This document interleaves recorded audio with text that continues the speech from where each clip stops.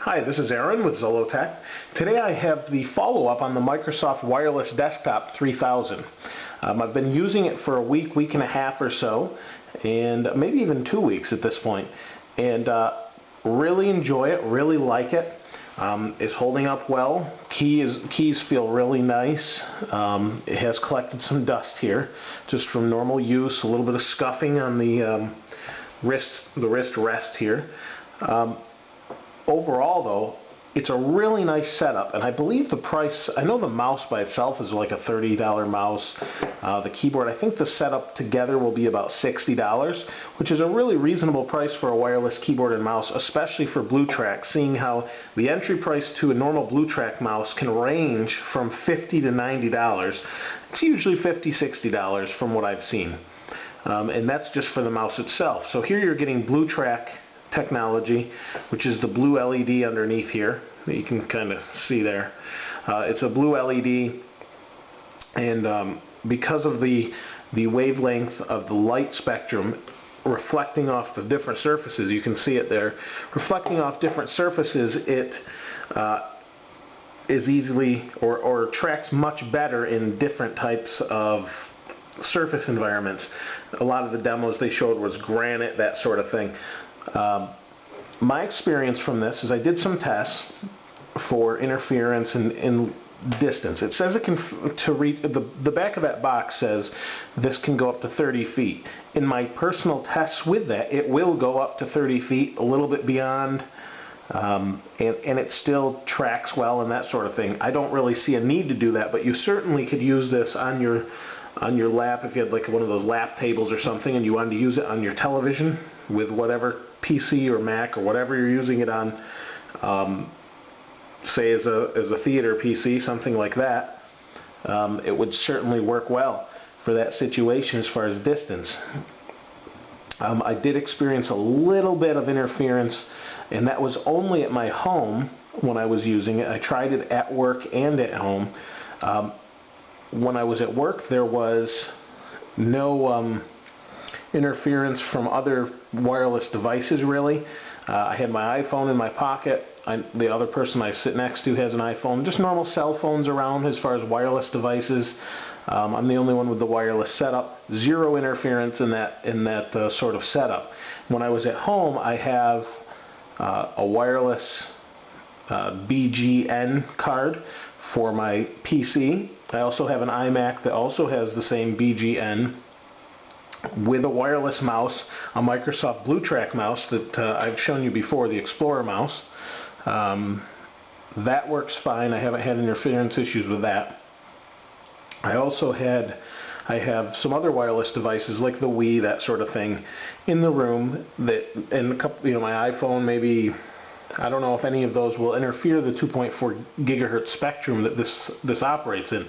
However, it was only in that environment with a lot of wireless devices that I experienced any interference at all. And this I had plugged in right next to the Wi-Fi USB adapter that I have going.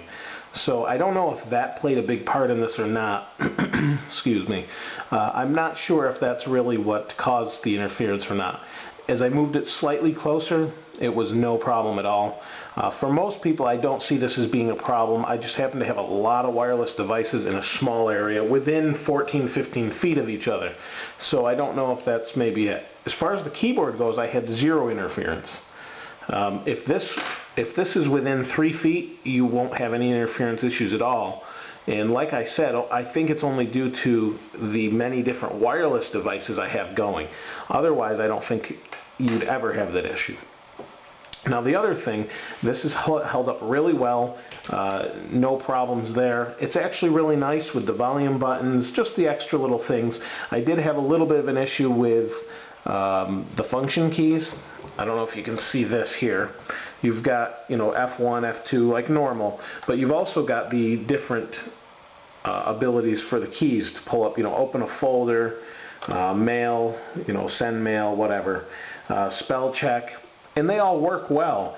The problem I ran into is when I had to use a shift key. I looked around and then I finally found the function lock. I almost wish these were, I'm sure you can change it and everything, but by default I would like these to be the F keys. By default they're not. They're just what they have labeled. So not a big deal. Obviously not a problem once you find the function lock. Other than that, no problem. I really like the design. It's really comfortable to use. It's really quiet. The back is really nice. These feet are very durable. They've seemed to hold up well. I've had some that they feel flimsy when you're typing on them. I type fairly hard while I'm typing, and they hold up very nicely, and it doesn't move about at all. As far as battery life goes, these are the batteries that came with it. When I installed them, I don't know if I installed them on the video, I don't remember, but these are the batteries that came with it. The box says this could last up to 12 months because it does shut off by itself. They're still good. It still gives this little green indicator here when the mouse turns on. This USB transceiver sits in there and shuts the mouse off. When you pull it out, it turns on and tells you it's green, it's good to go. It would be red if it was bad. However, in my experience with the other BlueTrack mice that I have, those run on one AA battery. This has 2 in it, and I don't know how long that will really last. In my experience on the others, using them 10 hours a day, 4 days a week, 8 to 10 hours a day, 4 days a week or so, I find that one battery will last about 2 to 3 weeks, maybe a little bit longer. So 2 AA's, depending on, now this is a newer mouse, maybe it's less power consuming, I don't know. But overall, it's hard to say if they're going to last 12 months. I guess I could let you know eventually if it really lasts that long.